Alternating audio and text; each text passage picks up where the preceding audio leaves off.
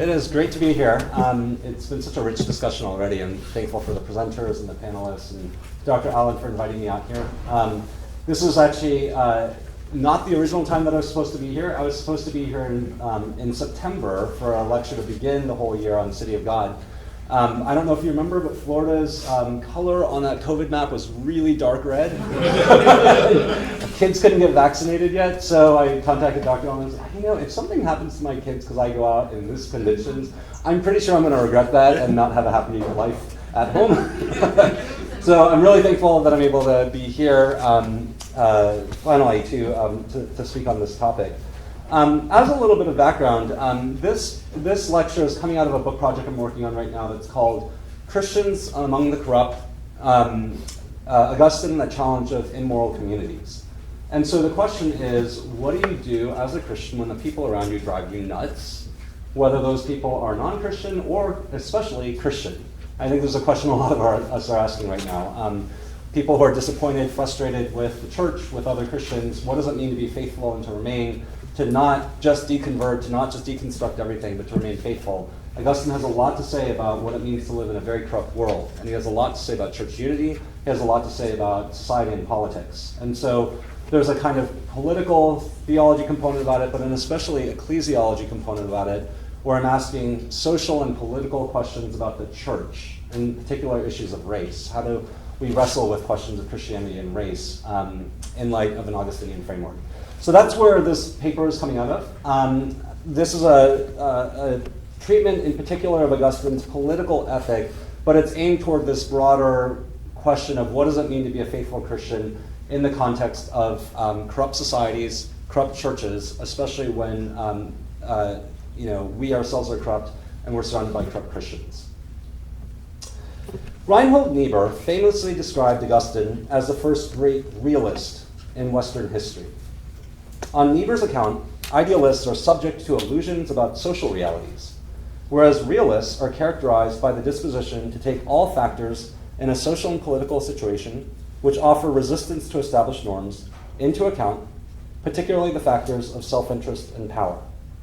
City of God is a realist text because it, quote, gives an adequate account of the social factions, tensions, and competitions which we know to be well-nigh universal on every level of community, end quote.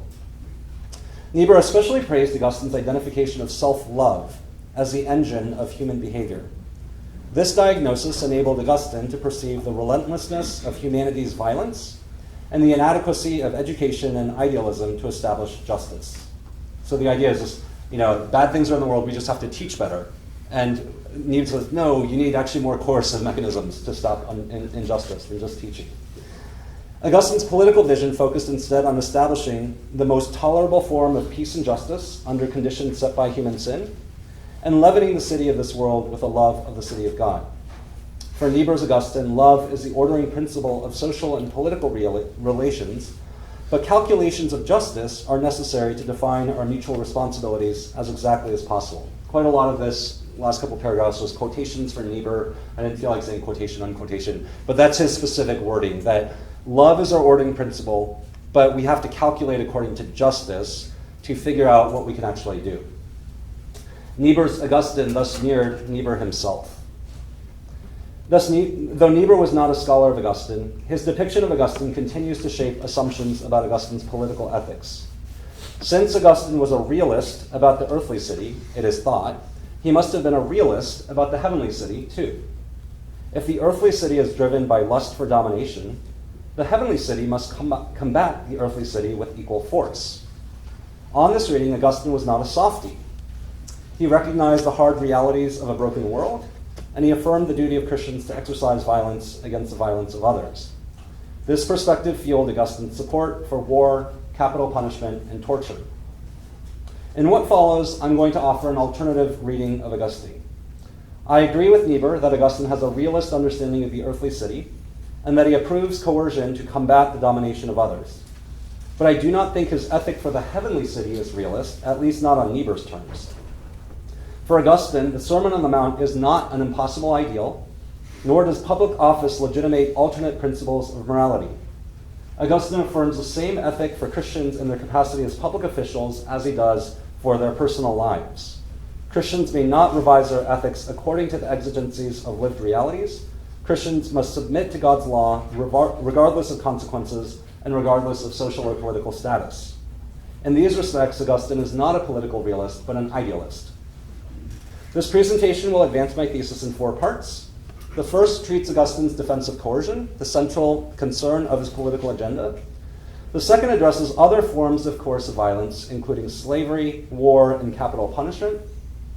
The third contrasts Augustine's positions with 2 alternate approaches to political ethics, Luther's 2 kingdoms and the theory of dirty hands. And the fourth treats a test case which illustrates how Augustine affirms role-specific responsibilities without adopting a realist ethic. As I will argue, Augustine is a political idealist who believes certain forms of coercion and violence constitute obedience to God's will, and not a kind of negotiation with it. Part 1, the coercion of the Donatists. Augustine's defense of religious coercion has long been a source of scholarly embarrassment, but it cannot be excised from his thought. The Donatist controversy was a primary stimulus for Augustine's writings on the Church's relation to imperial authority, and his campaign against the Donatists was a central task of his political agenda. City of God was addressed to, and I think this is quite significant, Marcellinus, who was the chief Roman official who authorized the persecution of the Donatists. This is Augustine's best friend in high Roman office. He works with him for years to coordinate this council in Carthage in 411 against the Donatists. That's pretty significant that Augustine dedicates City of God to him. Augustine's most developed defense of coercion was written to Boniface, who was Marcellinus' direct successor as tribune and notary of North Africa. Marcellinus gets killed in a political insurrection. There's a little bit of a gap before there's a successor, and then Augustine writes letter 185, which is sometimes called the Correction of the Donatists, to the Boniface, essentially to say, please keep up what Marcellinus did against the Donatists. I really need you to keep coercing them, just like Marcellinus did. That's the context of that letter. And City of God is written to Marcellinus. Augustine's letter to Boniface is marked by urgency because Boniface was an outsider to Africa whose failure to persecute Donatists would render Augustine's efforts against them moot. Augustine wanted Boniface to finish the job that Marcellinus started. As Brent Shaw has detailed, virtually every correspondence we possess between Augustine and a high-ranking imperial official was driven by Augustine's solicitation of support against the Donatists. On coercion, at least, there was no gap for Augustine between theory and practice. He persecuted the Donatists, explained why he was doing so, and persecuted them some more. So it was not an issue of inconsistency or hypocrisy. He was not feeling torn or ambivalent about this. He really thought he was doing the right thing. He defended his actions, and he did exactly what he said. He was very, very consistent, even if he disagreed with what he did. Augustine's mature position on coercion, developed between 405 and 408, presents it as a disciplinary mechanism intended for the Donatists' ultimate good. As Augustine explains in letter 185, he once opposed the practice, but he has since witnessed its positive results. External means can affect internal change, which actually sort of gets to the Jamie Smith conversation. In his own Hippo, long a Donatist stronghold, not the animal, hippopotamus, I mean Hippo as in Augustine of Hippo. I realized that sounded funny. By the way, my kids keep asking me whether I've seen crocodiles. I heard these stories of crocodiles eating children at Disney World. They're very, very nervous right now. Like, don't they cross the street? Aren't they in the swamps everywhere? Like, look, I'm getting eaten by a crocodile right now.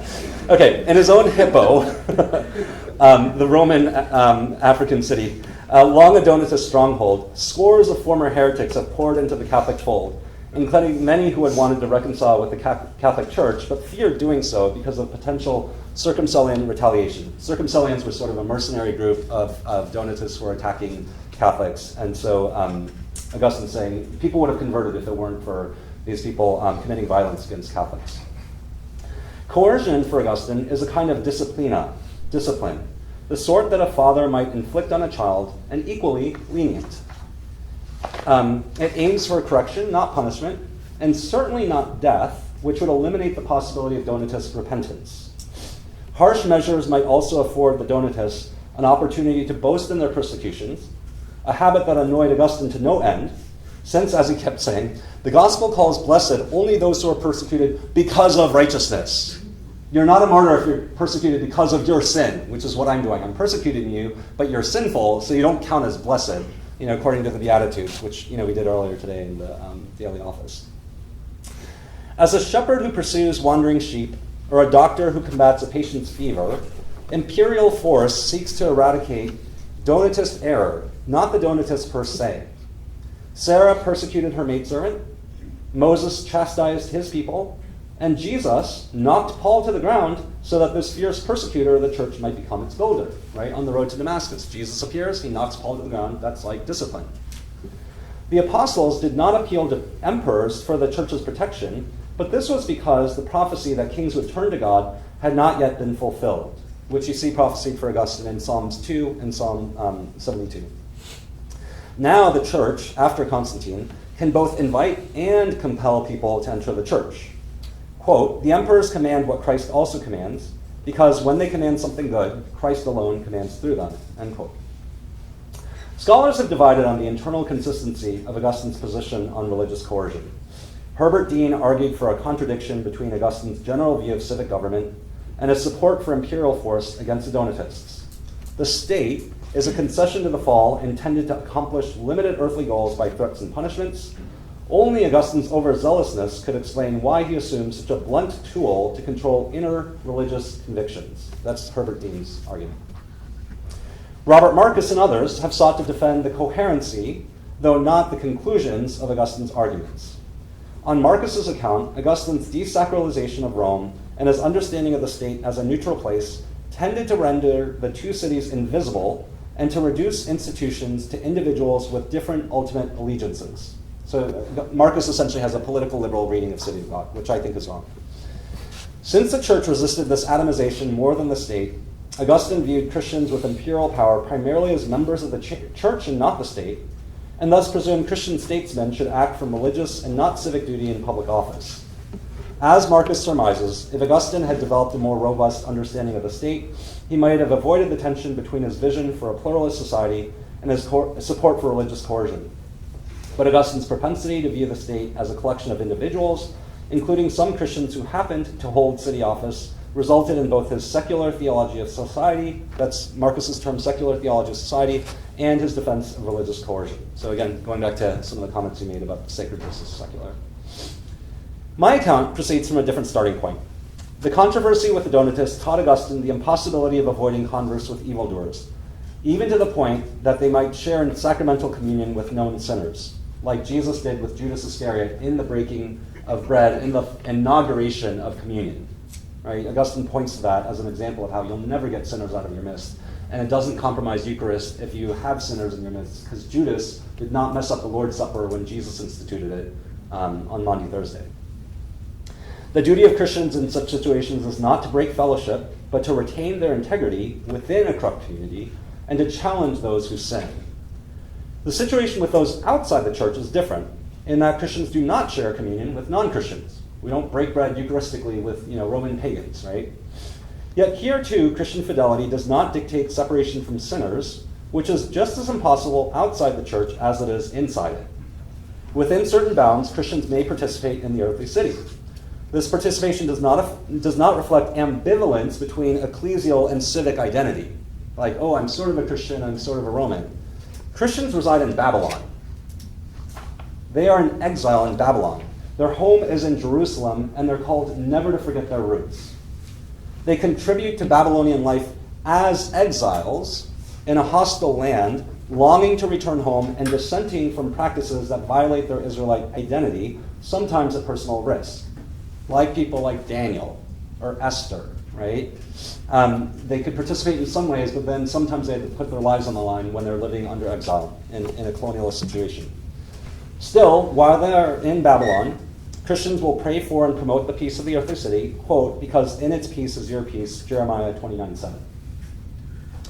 This commitment gains traction when Christians enjoy civic authority. Augustine refers several times in anti-Donatist context to a new development in the church's history when kings have come to worship God. Again, Psalm 2 and 72, he quotes a lot. Christian kings are called to act according to Christian virtue inasmuch as they are human, but they also bear special responsibilities by their unique office as kings. Only kings can inflict certain forms of discipline, as when they ban pagan idols, and they should use this authority in God's service. As John Bolin has argued, Augustine showed no affinity for religious pluralism or the ultimate autonomy of politics, nor could he conceive of Christian magistrates confining their interests to the administration of temporal affairs.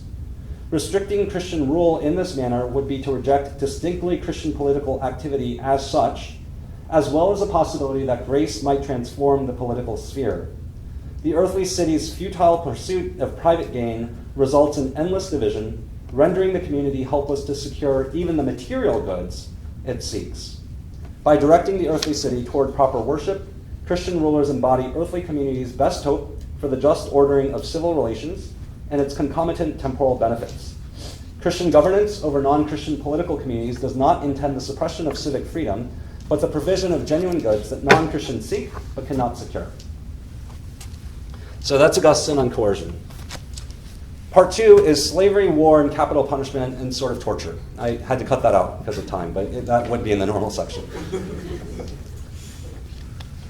In this part, I would like to trace how Augustine's position on coercion shapes his writings on other violent practices. Given the complexity of these topics, my analysis will have to be quite selective. The point of this discussion is not to expound Augustine's positions on these practices themselves, but to trace a conceptual pattern in his writings about them. The practices we'll consider are slavery, war, and capital punishment. As I mentioned, I've omitted my remarks on torture, but I do not actually think Augustine supports that. That's a minority reading of Augustine, and I can get into why I think that's the case. But we can maybe talk about that during the panel Q&A. So let's start with slavery. Augustine's defense of slavery approves severe mercy in the household, where the slaves would be, and unites personal and public morality. His fullest treatment of slavery, City of God 19, 14 through 16, presents the practice as a divine response to human sin. Humans were not originally meant to rule over other humans. Quote, the first righteous men were established as shepherds of flocks rather than as kings of men. So you can rule over animals, but not humans. The fall required slavery as a mechanism to correct or punish sin. This does not mean, this is quite important, that individuals are enslaved because of sins they have personally committed. Right? Sort of, this is to go against Job's friends, right? You must have committed some personal sin, that's why you're in this condition. Slavery for Augustine is instead like war, where only the conquered receive divine chastisement, even when the victors are also wicked. So you can have bad people on both sides of a war, but in some kind of way, war and slavery are divine chastisement for the general sin of humanity because of the fall. Augustine does not explain why only some are enslaved when all are sinners. At one point in answer to Faustus, he suggests God has assigned each person's lot according to how they will respond to certain circumstances. Some people will be corrupted by prosperity, others will use it well. Some people will be crushed by adversity, others will grow through it. But social disparities are ultimately a mystery of providence, and since they have been ordained by God, they must be honored through relationships of hierarchy and subordination, including in the household, where peace means, quote, the properly ordered concord with respect to command and obedience of those who are living together, end quote. Augustine describes these household relationships in terms of spiritual nurturing. The Latin is consulere.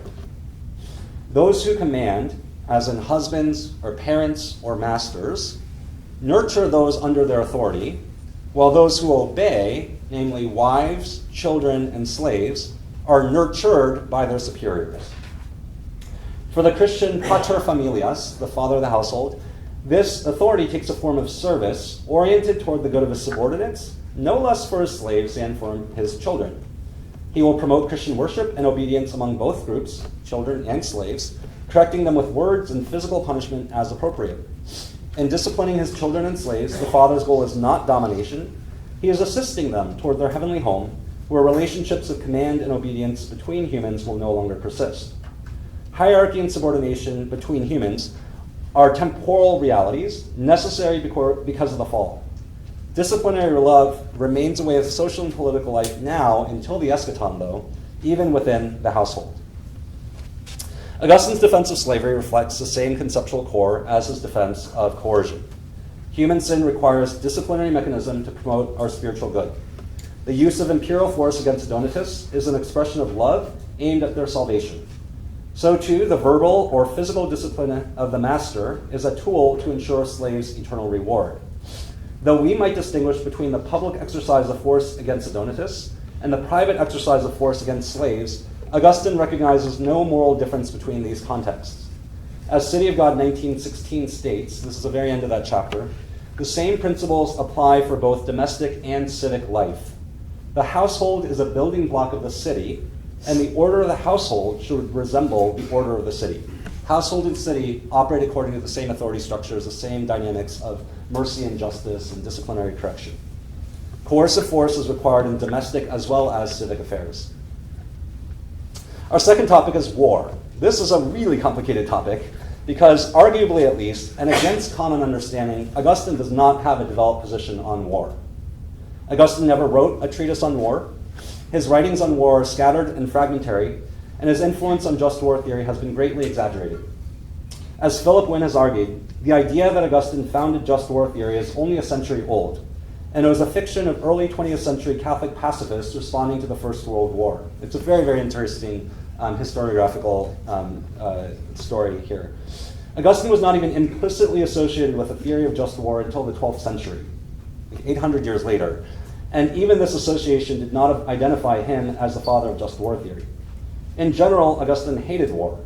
He considered it a mark of the fall, and he denounced war most harshly in City of God 1 through 5, the first 5 books, where he describes the savagery the Romans inflicted against other nations and against one another. All that said, Augustine does defend war at various instances, and his writings on the topic are illuminating for his political ethics. I would like to highlight one fairly well-known example where Augustine's treatment of war reflects his position on coercion. This is a confusing example for reasons I will discuss later, but it will still serve our purpose. The example is from letter 138, where Augustine addresses Volusianus' worry, conveyed by Marcellinus, that Jesus' teachings in the Sermon on the Mount would undermine the Republic. So Marcellinus, again, is sort of Augustine's best friend in high imperial office. Volusianus is a pagan who's also very high in imperial office. So Volusianus is raising questions to Marcellinus that Marcellinus is writing to Augustine, and so Augustine's responding to this cluster of questions. And the question was basically, if Roman officials were to listen to the Sermon on the Mount, we would not have any Roman Republic.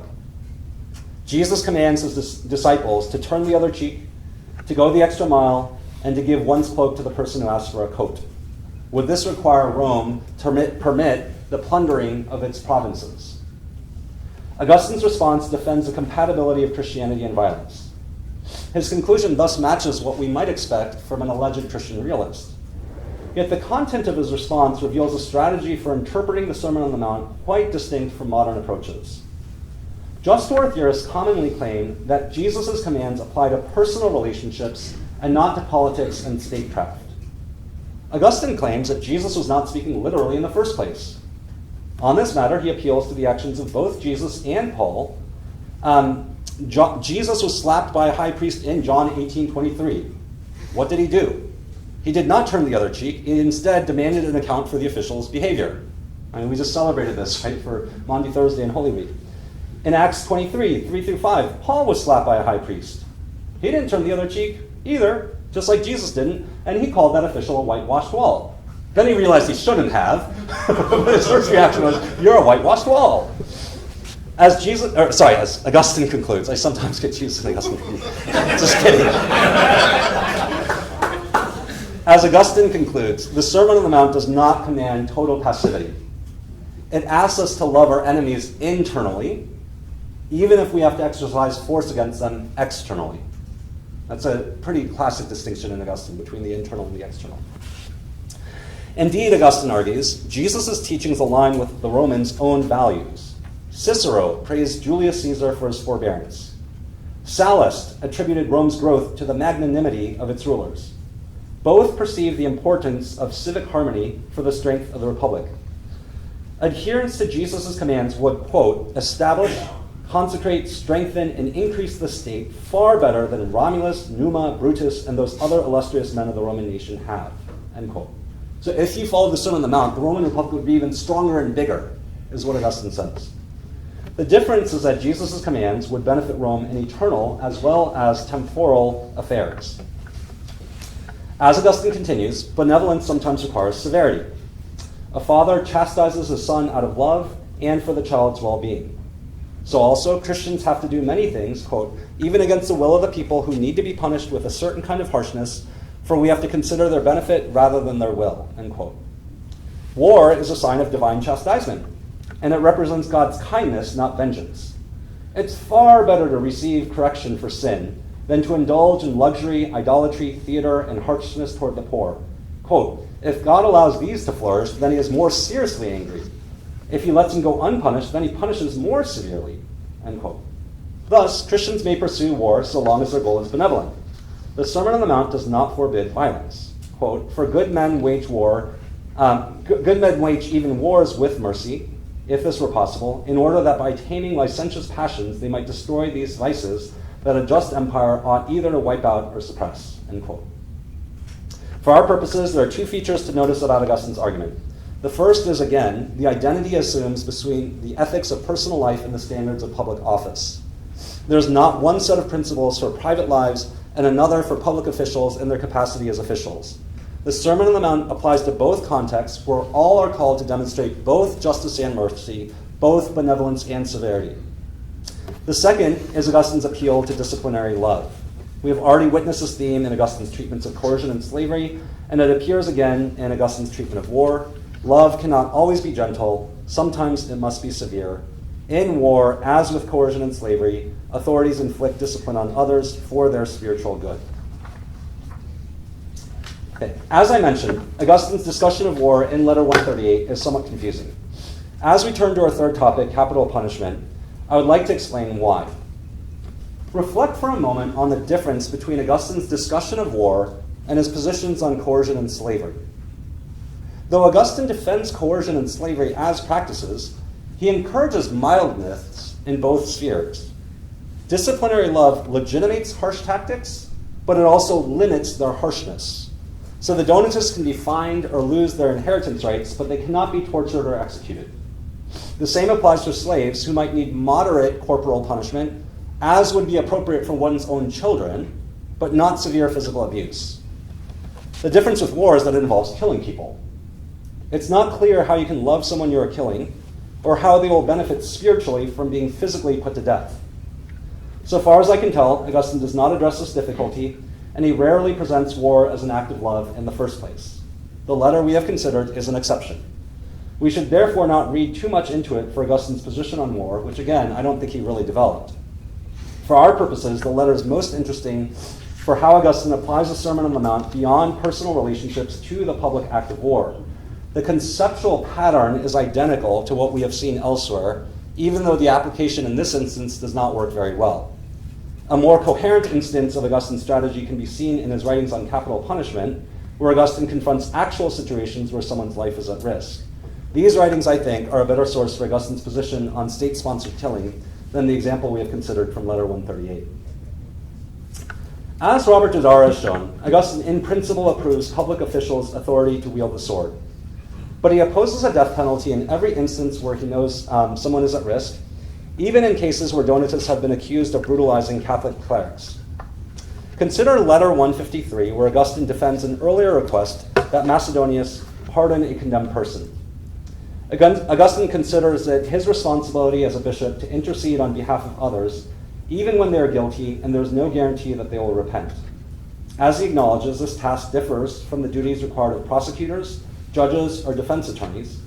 Yet even judges and prosecutors should think twice before they pursue harsh justice, remembering what Jesus said to those who were about to stone the adulterous woman. Let whoever of you is without sin be the first to throw a stone at her. John 8:7. There is no chance to receive correction beyond this life, and executing wrongdoers would consign them to interminable punishment. Such decisions should be avoided at all costs, even if offenders may not amend their ways. Many elements of Augustine's argument should by now feel familiar. He appeals again to benevolent severity, and he sees criminal justice as a mechanism to correct wrongdoers. Here, though, Augustine presents loving discipline as a reason not to kill an offender, as this would terminate the opportunity they have to repent and to avoid eternal punishment. This is a departure from Letter 138, where Augustine presents war as an act of loving discipline, without addressing how you can discipline someone that you are killing. Augustine's position on capital punishment is more consistent with his doctrine of coercion than his position on war. This is perhaps because capital punishment was a reality to him that war was not. What is most striking about letter 153 is its demand that Christian judges act according to their faith, even in their public activity as judges. Augustine calls judges to remember Jesus' words about the adulterous woman as they are determining what punishment to inflict on offenders. They are to consider their own sinfulness as they assess the fate of others. Since they have been forgiven by God's mercy, they should show mercy to the accused, even when they are guilty. God's standards for behavior do not pertain only to lay Christians in their personal lives. They also apply to public officials in their public office.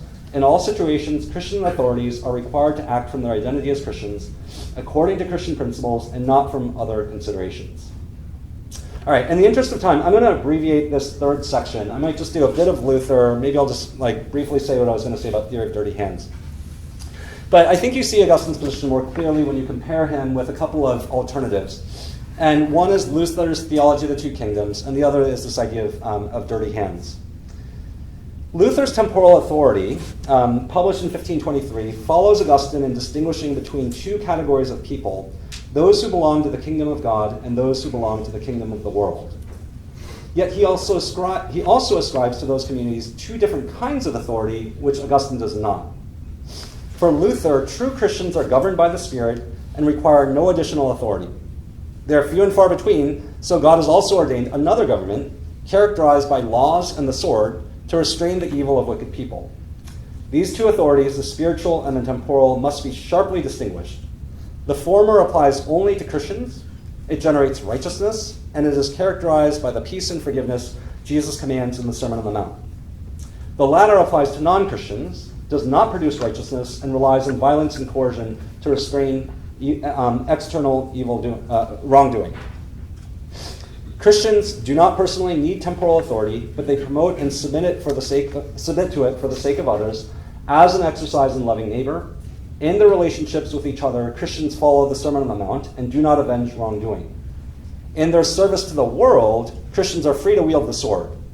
Luther can thus admonish his readers, quote, "If you see that there is a lack of hangmen, constables, judges, lords, or princes, and you find that you are qualified, you should offer your services and seek the position that the essential government authority should not be despised or become enfeebled or perish." This is Stanley Hauerwas's least favorite quote from Luther. He said, "Luther says he can be a Christian executioner. I mean, it's just," and then he would swear.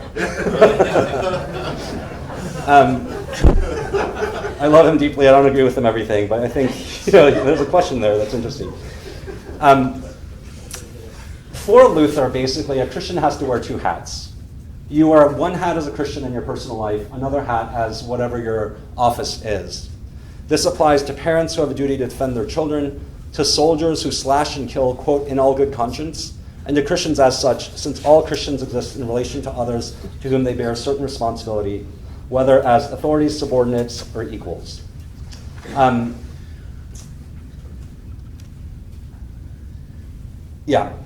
just read one more quotation from Luther.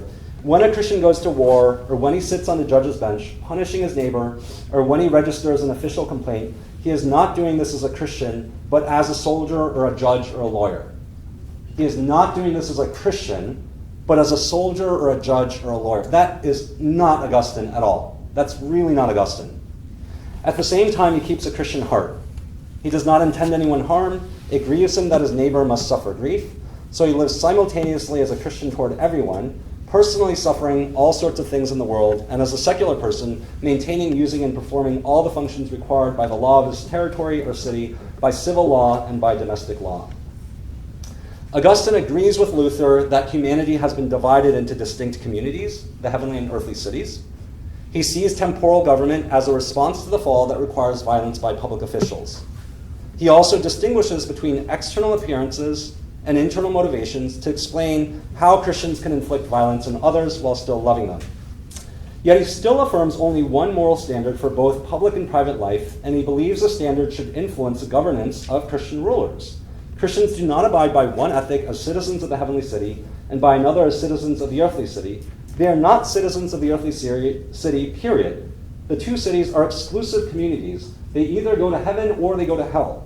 You cannot belong to both at the same time. The only way that you switch is conversion or by losing your faith, which Augustine thinks you can do. So Luther's theology of the two cities, the two kingdoms, sounds like Augustine's theology of the two cities. I think it's actually pretty different. Theory of dirty hands is basically this idea that you sometimes have to commit wrongs for a greater good. So if you're in a wartime situation or a terrorism situation, you might have to torture somebody in order to get information that, that would protect more lives. And the idea is that this is an ad hoc, one-time situation. You should experience great regret about it. You should experience public shame about it. But at the end of the day, this world is such a dark and evil place that sometimes you have to do these kinds of really horrible things, and you have to dirty your hands for the sake of the greater good. I do not think that that is Augustine's position either.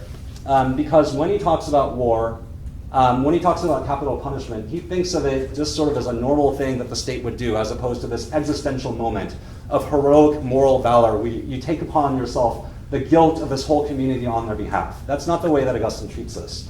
The other thing is that typically dirty hands people focus on certain forms of killing, on lying, and on torture as the main bad things a politician might have to do. And Augustine is absolutely opposed to lying in every single circumstance. He thinks Rahab sinned by lying. She should have told the truth that she knew where they were, where the Israelites were, but not have told them, and then faced execution because she would have saved her soul.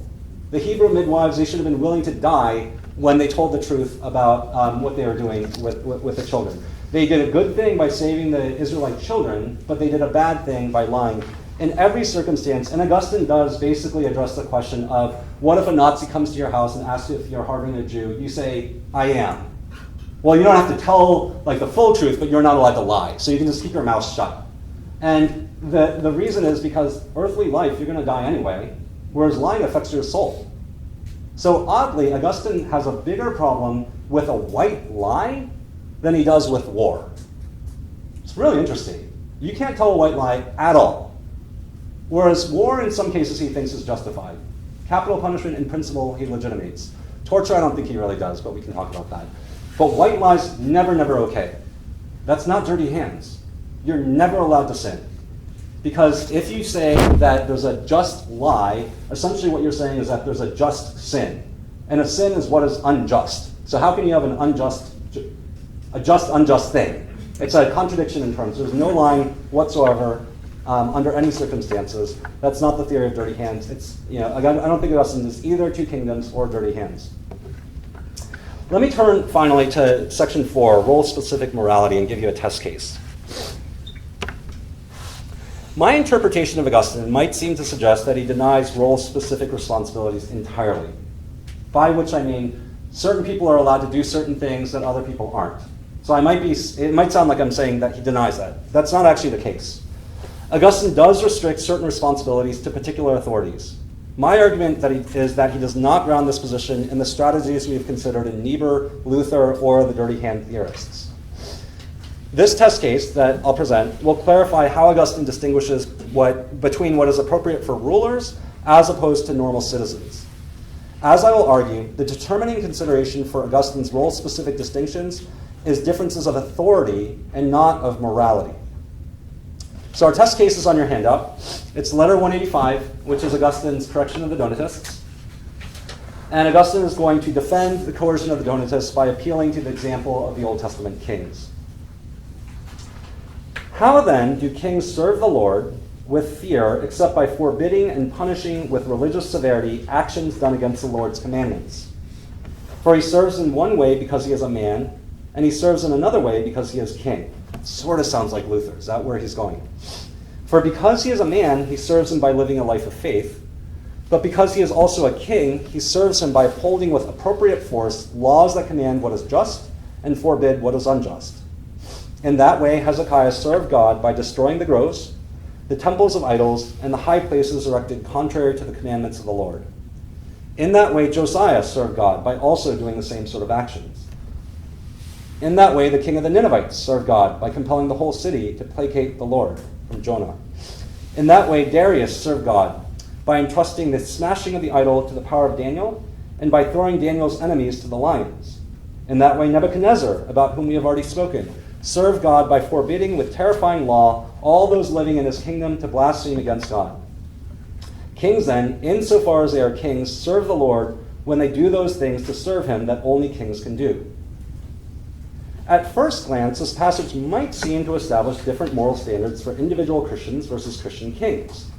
The Christian serves in one way because he's a man, he serves in another way because he's a king. As a citizen, a Christian can promote the faith by evangelizing others and avoiding idolatry. As a king, a Christian can establish laws against blasphemy and destroy idols. That's different. That's a different authority. Is this a kind of two kingdoms theology? Is Augustine invoking a distinction between Christian and secular morality? I don't think so, but it might help to offer an illustration. Imagine a doctoral student who teaches undergraduate courses. In an undergraduate course, she operates as the instructor of record, where she can actually confer grades and give exams and things like that. In a doctoral seminar, where she's in class as a student, she operates as a student among peers. As an instructor, she has authority to grade students' papers and submit those grades to the registrar's office. As a student in the seminar, she can only provide feedback on her peers' work. In both situations, her goal is identical: to promote academic rigor through constructive criticism. Call it loving discipline as a peer review process. There is no division of moral standards as if she abided by justice as an instructor and by grace as a student. The only difference is the authority she possesses in one context versus the other. Her critiques will always be tough but charitable, but they will bear greater weight and authority as an instructor than as a student. This is a distinction that I think Augustine is appealing to here in letter 185. It is not distinguishing between principles of morality, but between levels of authority. Rulers possess certain forms of authority that ordinary citizens do not. This authority is what enables them to perform certain tasks that are not legitimate for others. But they are not thereby free to act according to different principles of morality than private citizens. Again, there is no difference between the ethics of personal morality versus public office. Augustine does appeal to passages like Romans 13, which speaks of earthly rulers' authority to wield the sword, and to passages like Luke 3:14, where Jesus commands soldiers to exercise their duties justly without requiring them to abandon military service. He affirms these things to defend the restriction of violence to sort of officially sanctioned legitimate authorities. He's very, very against private violence, and especially against things like mobs, which were a common reality for him, especially in the context of religious conflict. But none of this involves a difference of morality, as if the same person may behave according to different principles in one context versus the other. As we have seen, even judges and prosecutors are to remember the mercy they have received and to extend this mercy toward others. In every social sphere, civic, ecclesial, and domestic, Christian authority bears the same pattern. The governing principle is severe mercy, whether for officials with citizens, bishops with congregants, or fathers of families with their children and slaves. Christian officials are simply authorized to fulfill duties that other Christians may not. Letter 185 thus reveals Augustine's sensitivity to role-specific responsibilities, but it does not indicate differences of morality, according to which the rules for private citizens differ from the rules for public officials acting in their public capacity. I'll just conclude and say, in sum, Augustine affirmed the necessity of hard power in a fallen and violent world, but his defense of coercion and violence is not a function of realism. Coercion and violence are God's mechanisms for promoting peace and order in a post-lapsarian world. They do not legitimate sin of any kind, under any circumstance, regardless of one's social or political status. In this respect, Augustine remains an idealist, I think, against Niebuhr, despite his defense of coercion and violence.